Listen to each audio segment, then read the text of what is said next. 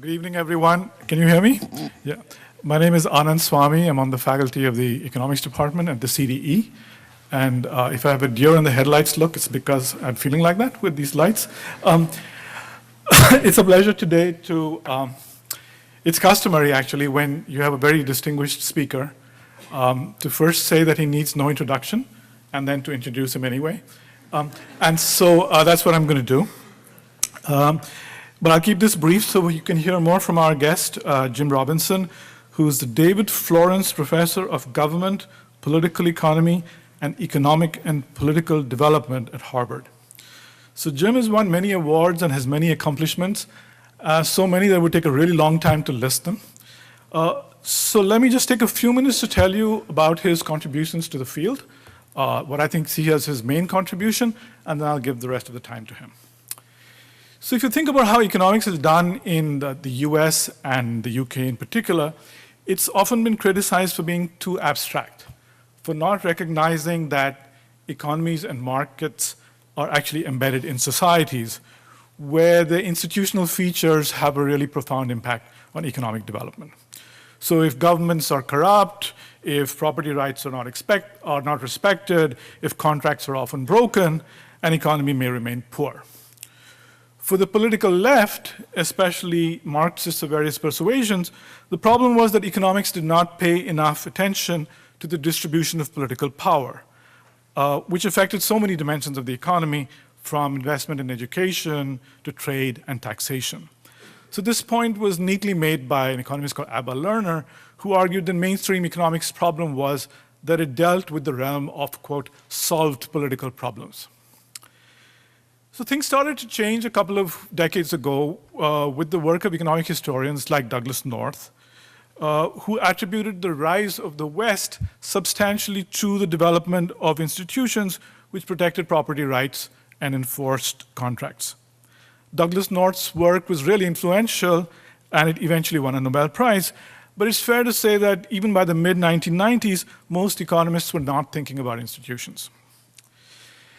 So this line of thinking then got a boost in the mid-1990s when economists found ways, imperfect ways, but still, of measuring the security of property rights and contract enforcement and other institutional features.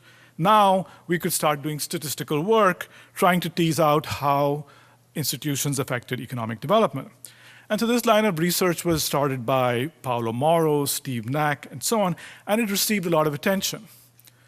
But it had trouble establishing causality. So if the US is richer than India, is it because it has a better legal system, or does the causality go the other way? This was a big problem for this literature. And this was also statistical work with contemporary data. It really didn't talk about the historical roots of development. So this was the state of the literature when Jim and two co-authors, Deron Acemoglu and Simon Johnson, took the field by storm with a series of papers in the early 2000s. AJR, as they're often called, they had the whole bag of tricks.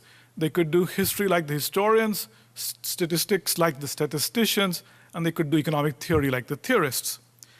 And they put their papers put institutions and politics at the heart of the problem of economic development, and they asked a range of interesting questions. Why had some former colonies done better than others? Why had there been a reversal of fortune, with some regions that were better off in 1500 being worse off today? Why had England and Netherlands, rather than Spain, led the European ascent? And they addressed the issue of causality a whole lot better than anybody else had done up to that point.